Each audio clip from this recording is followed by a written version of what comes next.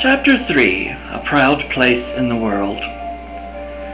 Her proud, majestic step slowed as her anger cooled, and the outraged youthful temperament collapsed under the suspicious and condescending glances of the few stalwart townfolks to be found promenading Main Street on a weekday morning. Most were out and about for lack of any other activity to pursue. The early morning risings and routinized chores had all been accomplished, and for some, the day lacked a distinct purpose for the few hours between morning and lunch. Gliding to the Church Road intersection, her little heart quickened as it glanced down the hill to the Baptist cemetery perched at Ridge's End. The pale white marble of her mother's stone at once initiated a joyous inward relief, as if to rekindle the spirit of a past homecoming. Yet the stark reality of life motherless, and the painful gnawing emptiness inside that had yet to manifest itself, dampened her confused emotions.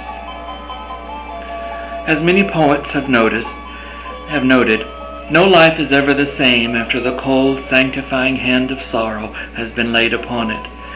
Jenny was glad that Aunt Martha, a matronly Atlanta woman of independent means, had seen fit to appropriate the expense of the fancy marker.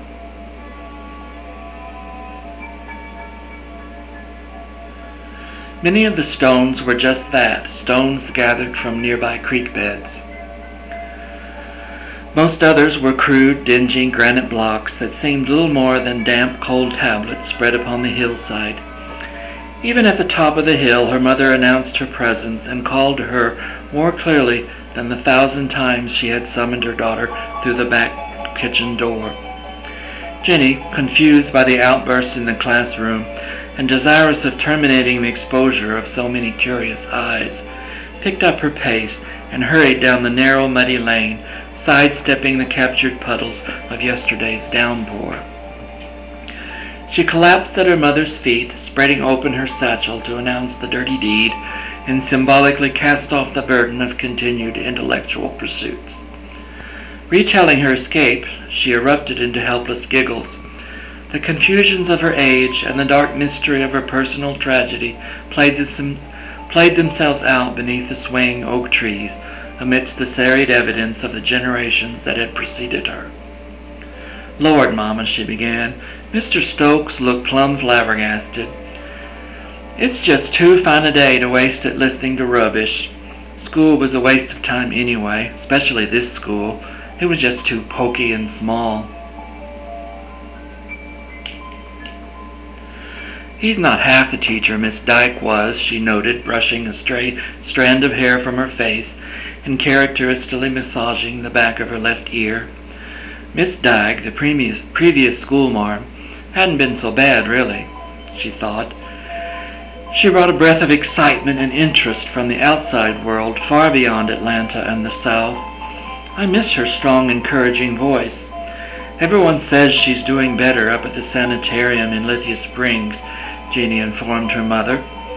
The schoolteacher had gone there to retire after her inability to fully recuperate from the same typhoid that felled Jenny's mother.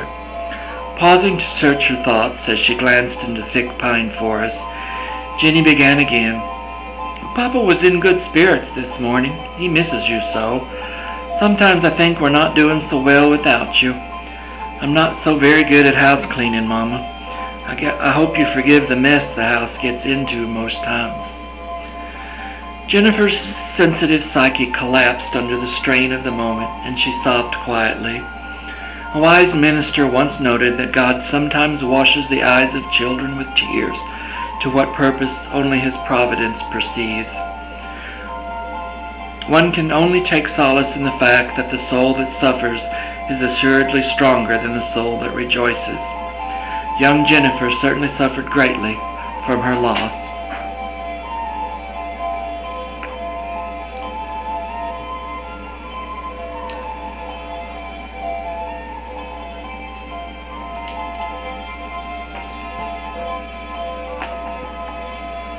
Oh dear.